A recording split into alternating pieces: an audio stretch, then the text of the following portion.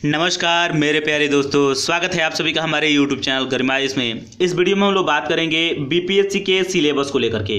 बहुत ही अच्छे तरीके से मैंने समझाने का प्रयास किया है। बिहार पब्लिक सर्विस कमीशन यानी बिहार लोक सेवा आयोग के क्या पाठ्यक्रम है, कौन से विषय में कितने प्रश्न पूछे जाते हैं, आपको क्या क्या पूछे जाते हैं, सिलेबस में क्या है, ये सारी चीज़ों के बारे में मैं डिटेल से बताने का प्रयास किया हूँ इस वीडियो में। इस वीडियो को देखने के बाद आपको दूसरे किसी भी जगह भटकने की आवश्यकता नहीं है, दूसरा किसी भी वीडियो को देखने की आवश्यकता नहीं है। मैंने अपनी ओर से पूरी तरह से प्रयास किया है कि आपको अच्छे तरीके से समझा पाऊँ इस वीडियो में। चलिए हम लोग देखने का प्रयास करते हैं। BPSC Bihar public service commission syllabus, इसको देख लिया जाए। मैंने यूपीएससी का भी सिलेबस डाल चुका है, आप लोगों को पता ही होगा। उसमें मैंने बताया था कि यूपीएससी भी जो होती है वह 3 चरणों में एग्ज़ाम अपनी कंडक्ट करती है। उसी तरीके से आपको जितने भी राज्य लोक सेवा आयोग हैं, बीपीएससी, यूपीपीएससी, जेपीएससी या जो भी है, वो भी आपको 3 चरणों में एग्जाम को जो है कंडक्ट करती है। यहाँ पर देख सकते हैं प्रारंभिक परीक्षा जिसको कि प्रीलिम्स के नाम से अंग्रेजी में जानते हैं, मुख्य परीक्षा जिसको कि अंग्रेजी में मेंस के नाम से जानते हैं, और साक्षात्कार जिसको अंग्रेजी में हम लोग इंटरव्यू के नाम से जानते हैं। इतनी चीज़ें आपको समझ में आई होगी। अब आइए प्रारंभिक परीक्षा के बारे में थोड़ी सी जान लीजिए। प्रारंभिक परीक्षा 150 मार्क्स का होता है, मुख्य परीक्षा 1000 मार्क्स का होता है, और साक्षात्कार जो होता है 120 मार्क्स का होता है। इसमें आप लोगों को कोई दिक्कत नहीं हुआ होगा। क्या समझे आप लोग? तो प्रारंभिक परीक्षा 150 मार्क्स का, मुख्य परीक्षा 1000 मार्क्स का, साक्षात्कार 120 मार्क्स का। एक और बात समझ लीजिए, प्रारंभिक परीक्षा जो होती है यह बहुवैकल्पिक होती है। आपको किसी भी प्रश्न के लिए आपको ऑप्शन मिलेंगे, 5 ऑप्शन मिलेंगे। हालांकि पहले 4 ही मिला करते थे, लेकिन इसमें बदलाव हुआ है और 5 ऑप्शन आजकल देखने को मिलते हैं। ठीक है, तो किसी भी प्रश्न के लिए आपको 5 ऑप्शन मिलेंगे और उसमें से आपको सही पर आपको रंगना होगा, गोला लगाना होगा। और दूसरी बात, प्रारंभिक परीक्षा जो है फ्रेंड्स क्वालिफाइंग है, यह भी याद रखिएगा।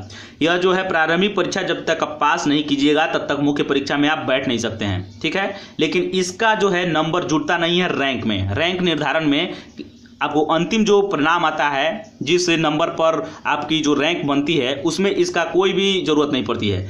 इसको बस आप पास कीजिएगा तभी इसमें बैठिएगा। बस एक तरीके से बोलिए कि यह एक प्रकार का गेट है, दरवाजा है, इसको तोड़ करके आपको इसमें बैठना है। और हमारा मुख्य परीक्षा और साक्षात्कार इन्हीं दोनों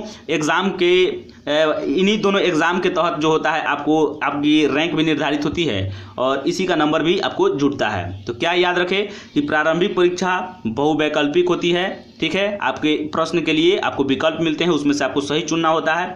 मुख्य परीक्षा जो होती है लिखित होती है। ठीक है, क्या लिखित, इसमें आपको लिखना पड़ेगा। इसलिए क्यों लिखना पड़ेगा? तो इसके लिए आपको जितने भी ज्ञान होते हैं आपके अंदर, उसको अच्छे तरीके से लिख पाते हैं, एक्सप्रेस कर पाते हैं कि नहीं लेखन शैली के माध्यम से, ताकि जो भी एग्जामिनर हो समझ पाए कि हाँ आपको किसी भी चीज़ पर अच्छी पकड़ है। तो मुख्य परीक्षा में आपको लिखना पड़ेगा। और यह जो साक्षात्कार है यह आपको मौखिक होता है, इंटरव्यू, इसके बारे में मैं बताऊंगा। तो इतना आप लोगों को पता हो गया कि प्रारंभिक परीक्षा जो होता है आपको बहुवैकल्पिक होता है, और मुख्य परीक्षा लिखित होता है, और साक्षात्कार जो होता है यह मौखिक होता है। अब दूसरा बात, प्रारंभिक परीक्षा जो होता है यह क्या होता है? तो यह क्वालिफाइंग होता है। बस पास करना जरूरी है, पास नहीं कीजिएगा तो इसमें नहीं बैठिएगा। इसको पास कीजिए और तब इसमें आप लोग अपीयर कर जाइए। लेकिन मेन रिजल्ट जो आता है, जिस नंबर के माध्यम से आपका रैंक निर्धारित होता है, इसमें प्रारंभिक परीक्षा का कोई महत्व नहीं होता, कोई योगदान नहीं होता है। अब जो आपका रिजल्ट आता है, जो रैंक निर्धारित होता है, वह डिपेंड करता है आपका मुख्य परीक्षा और साक्षात्कार पर, इसी के नंबर जुड़ते हैं। लेकिन आपको इसमें भी मुख्य परीक्षा में आपको एक पेपर है सामान्य हिंदी का। यह 1000 नंबर का जो एग्जाम होता है, इसमें एक हिंदी का पेपर होता है 100 नंबर का, देख सकते हैं सामान्य हिंदी।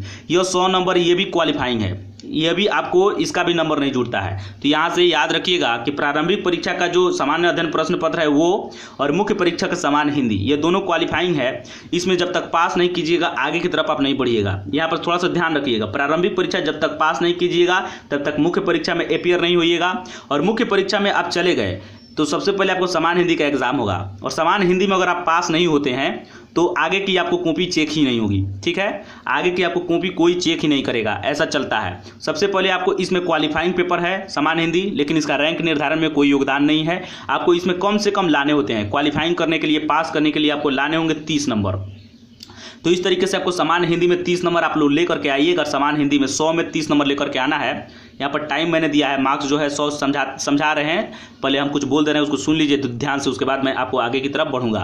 तो सामान्य हिंदी में आपको 30 नंबर, 100 में 30 नंबर लाना जरूरी है। ठीक है, 30 नंबर जब ला दीजिएगा तब बाकी के जो 900 पेपर हो जाएंगे, चूंकि मुख्य परीक्षा 1000 नंबर को होते हैं, 1000 में से सामान्य हिंदी 100 नंबर का, तो 100 नंबर घटा देंगे तो 900 हो गया, तो 900 यह हो गया प्लस 120 साक्षात्कार यहाँ पर देख रहे हैं, तो 900 120 1020 नंबर हो गया। तो इसी 1020 नंबर से आपका रैंक निर्धारण होता है, यानी 1020 में कितना नंबर लाते हैं, जितना बेहतर से बेहतर इसमें परफॉर्म कीजिएगा उतना ही अच्छा रैंक मिलेगा और उतना ही अच्छी सर्विस आपको भी मिलेगी। ठीक है, तो इसमें आप लोग पास करना बहुत ज़रूरी है। आप लोग कितना लाते हैं इसमें कोई आपको उतना मतलब कि रैंक निर्धारण में इसका कोई योगदान नहीं है, कोई ज़्यादा महत्व नहीं है, बस आपको पास होना चाहिए। इसमें और हिंदी में कितना लाते हैं कितना नहीं लाते हैं आपके ऊपर निर्भर करता है। लाते हैं तो अच्छी बात है, लेकिन इसका कोई योगदान नहीं है आपको रैंक निर्धारण में। बाकी के जो विषय हैं जैसे जीएस पेपर 1 हो गया, जीएस पेपर 2 हो गया और ऑप्शनल पेपर, इसमें आपको लाने होंगे क्योंकि इसके नंबर जो है जुड़ते हैं, ध्यान में रखिएगा।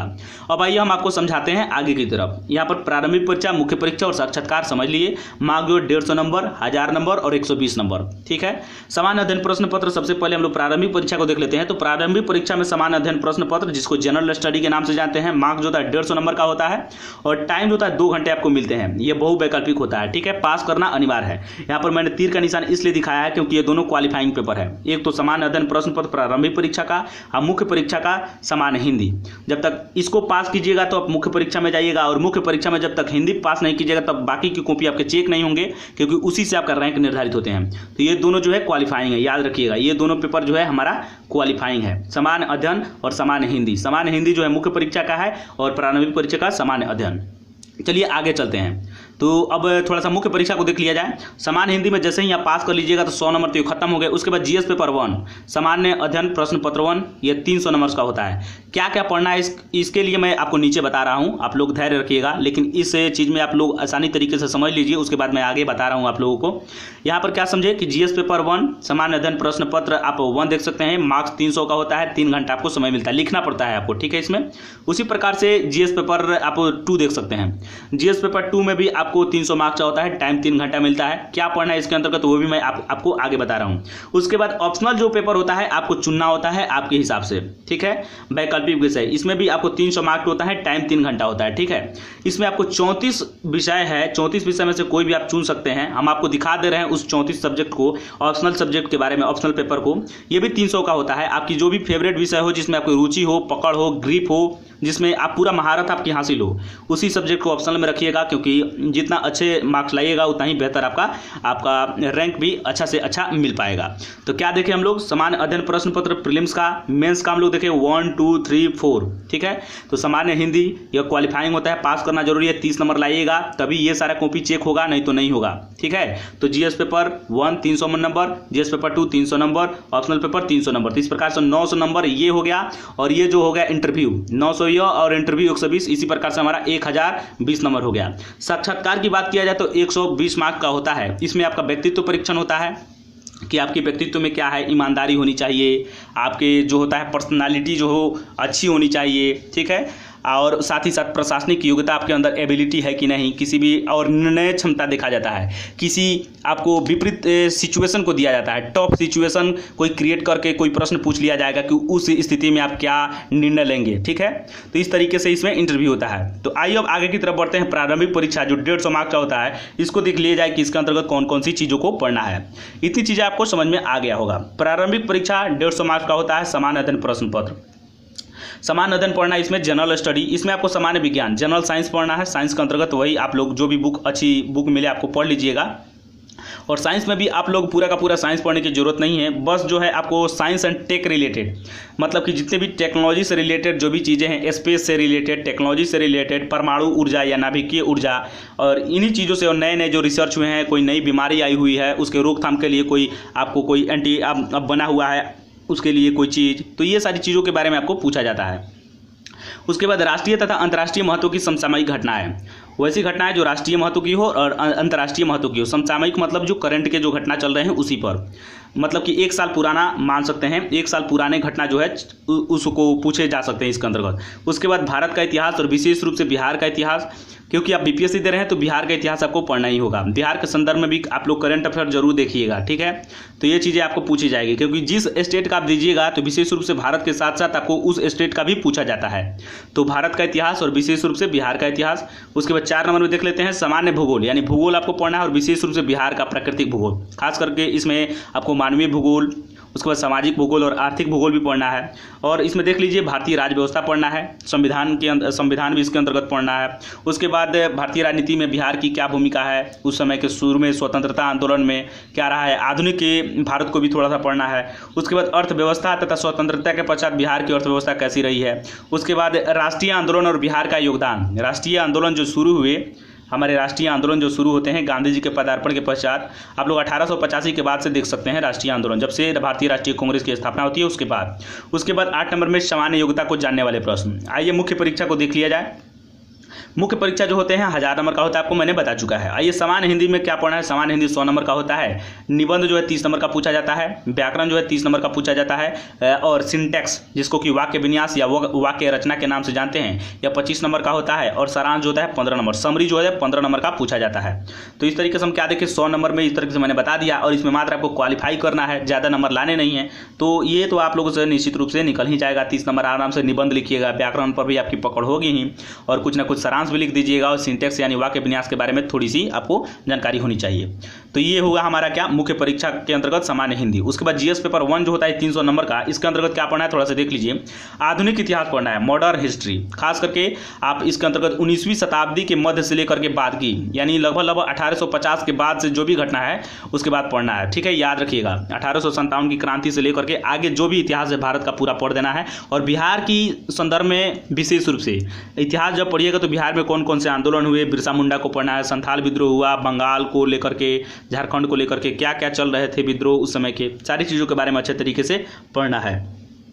तो आधुनिक इतिहास और भारतीय संस्कृति, बिहार के संदर्भ में देश का इतिहास, बिहार की भूमिका वाले आंदोलन, गांधी, टैगोर और नेहरू की विचारधारा के बारे में थोड़ी सी पढ़ना है। वो क्या सोचते थे अपनी आज़ादी स्वतंत्रता आंदोलन के दौरान, उनका विचार क्या था, किस चीज़ों के लिए लड़ रहे थे, उनका विचार क्या था, इन्हीं सारी चीज़ों के बारे में। उसके बाद राष्ट्रीय और अंतर्राष्ट्रीय महत्व की वर्तमान घटनाएं भी पढ़ना है। देख लीजिए आप लोग, यहाँ पर हम लोग क्या देखे थे कि प्रीलिम्स में भी आपको काम आ रहा था और यहाँ पर भी काम आ रहा था, लेकिन प्रीलिम्स में आपको ऑप्शनल वाले आपको वहाँ पर मिलेंगे वैकल्पिक प्रश्न, बहुवैकल्पिक, लेकिन यहाँ पर आपको लिखना पड़ेगा, लिख करके बताना पड़ेगा। किसी भी सिचुएशन में चर्चा करने का, परिचर्चा करने का मिलेगा, विशेषता आलोचना कीजिए, यही सारी चीज प्रश्न जो है ऐसे मिलेंगे आपको। उसके बाद आपको मिलेंगे राष्ट्रीय और अंतर्राष्ट्रीय महत्व के वर्तमान घटनाएं। उसके बाद सांख्यिकी, विश्लेषण, ग्राफ और आरेख। थोड़ी सी ये मैथमेटिकल टर्म है, थोड़ा सा एक तरीके से बोला जाए कि ये कॉमर्स के अंतर्गत भी है, क्योंकि डेटा इसके अंतर्गत जितने भी डेटा के बारे में काम होता है, जैसे कि आपको जनसंख्या का बढ़ना, गरीबी का बढ़ना, घटना, डेटा के द्वारा कैसे इन सारी चीज़ों को आसानी से निरूपण किया जाता है, इन्हीं सारी चीज़ों के बारे में पढ़ना होता है।